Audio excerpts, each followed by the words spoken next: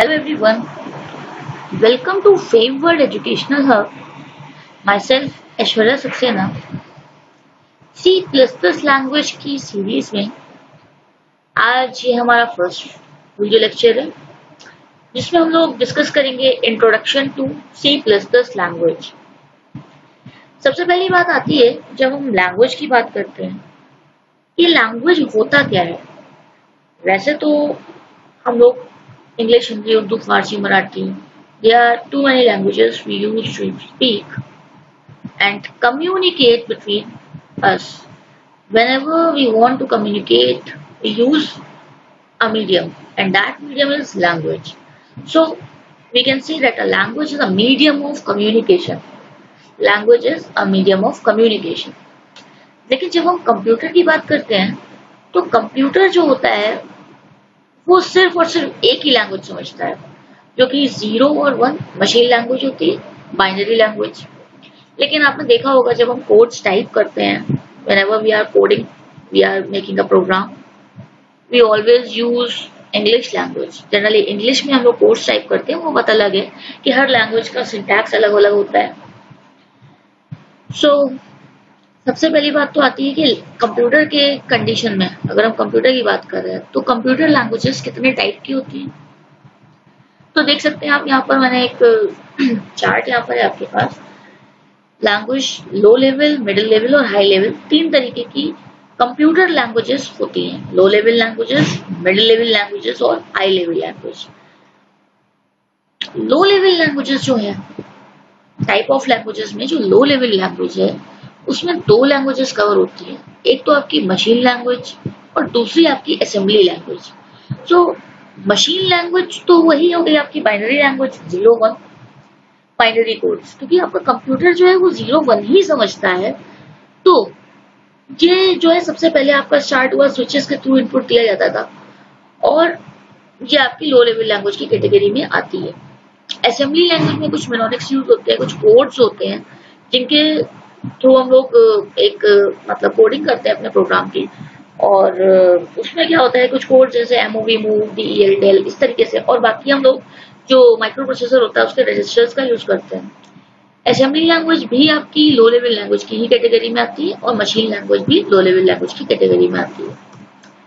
तो आप देख सकते हैं यहाँ पर मशीन लैंग्वेज जो है वो बाइनरी लैंग्वेज है और binary codes, binary language binary codes से मिलकर बनी है। और बाइनरी कोड्स क्या है, 0 और 1, जो कि हमारा सिस्टम समझता है। तो मशीन लैंग्वेज जो है वो बाइनरी लैंग्वेज होती है। हम लोग चाहे मशीन लैंग्वेज के हैं, लो लेवल लैंग्वेज के हैं या बाइनरी लैंग्वेज के हैं, बात एक ही है। वो आपके बाइनरी कोड्स होते हैं जो कि 0 और 1।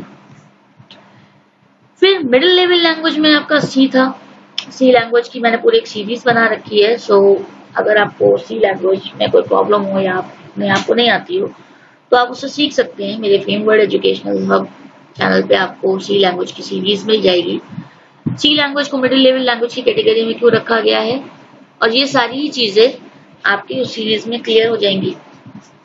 हाई लेवल लैंग्वेजेस जो हैं आपकी, जैसे कि C++, C#, जावा, कोबोल, बेसिक, फोर्ट्रेन, पास्कल और बहुत सारी लैंग्वेजेस हैं जो कि हाई लेवल लैंग्वेज की कैटेगरी में रखी जाती है।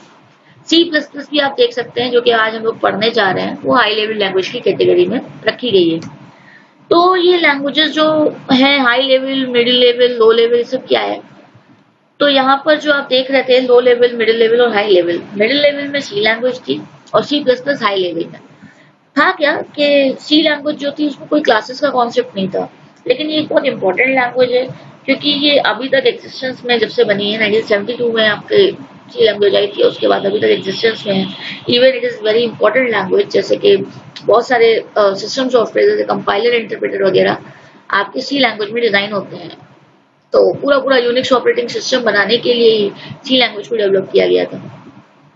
लेकिन इसमें जो थे, ना ही इसमें मशीन लैंग्वेज थी और ना ही इसमें ऑब्जेक्ट ओरिएंटेड प्रोग्रामिंग के कॉन्सेप्ट्स थे। इस वजह से ना ही हाई लेवल लैंग्वेज की कैटेगरी में रखी जा सकती थी और ना ही लो लेवल लैंग्वेज की कैटेगरी में। इसलिए C लैंग्वेज को मिडिल लेवल लैंग्वेज की कैटेगरी में रखा गया। इस बात से क्या पता चला कि जिन लैंग्वेजेस में ऑब्जेक्ट ओरिएंटेड प्रोग्रामिंग के कॉन्सेप्ट्स इंक्लूड हो जाते हैं वो लैंग्वेज हमारी हाई लेवल लैंग्वेज की कैटेगरी में आ जाती है। C++ को हम C विद क्लासेस भी कहते हैं क्योंकि सी प्लस प्लस लैंग्वेज बिल्कुल सी लैंग्वेज की तरह है, वही कंपाइलर आपका यूज होता है यहाँ पर भी सी लैंग्वेज की तरह, और इसमें क्लासेस मतलब ऑब्जेक्ट ओरिएंटेड प्रोग्रामिंग का जो कॉन्सेप्ट है वो इंक्लूड हो जाता है। इस वजह से ये एक हाई लेवल लैंग्वेज की कैटेगरी में आती है। खैर ये प्योरली हाई लेवल लैंग्वेज नहीं है, लेकिन हाँ C plus plus is kept in the high level language category. अब जब मैंने ऑब्जेक्ट ओरिएंटेड प्रोग्रामिंग के कॉन्सेप्ट की बात की है, then we should know that what are the concepts. तो object oriented programming is a programming language model organised around objects rather than action and data rather than logic. कहने का मतलब सिर्फ इतना है कि ऑब्जेक्ट क्या होता है, object is a real life entity. जितनी भी चीजें हमको रियल लाइफ में दिखती हैं, जैसे कि पेन है, पेपर है, पेंसिल है, लैपटॉप है, फैन है, मॉनिटर है, each and everything which physically exist, जो कि टैंजिबल है, जिसे हम छू सकते हैं, दे ऑल आर ऑब्जेक्ट्स। तो अभी तक हम लोग सी लैंग्वेज जब पढ़ते थे वो एक प्रोसीजरल लैंग्वेज थी, स्ट्रक्चर्ड लैंग्वेज थी, उसमें हम लोग फ्लो ऑफ कंट्रोल पर डील करते थे, बट यहाँ पर आपकी सारी चीजें कंसर्न है ऑब्जेक्ट पर। Historically a program has been viewed as a logical procedure. अभी तक लॉजिकल प्रोसीजर मतलब फ्लो ऑफ कंट्रोल प्रोसीजर, किस तरीके से प्रोग्राम एग्जीक्यूट कर रहा है, सिर्फ उस पर ध्यान देते थे। That takes input, process it and produces output. But यहाँ पर हम लोग चीजें थोड़ी डिफरेंट होंगी और हम लोग ऑब्जेक्ट्स पे कंसर्न होंगे।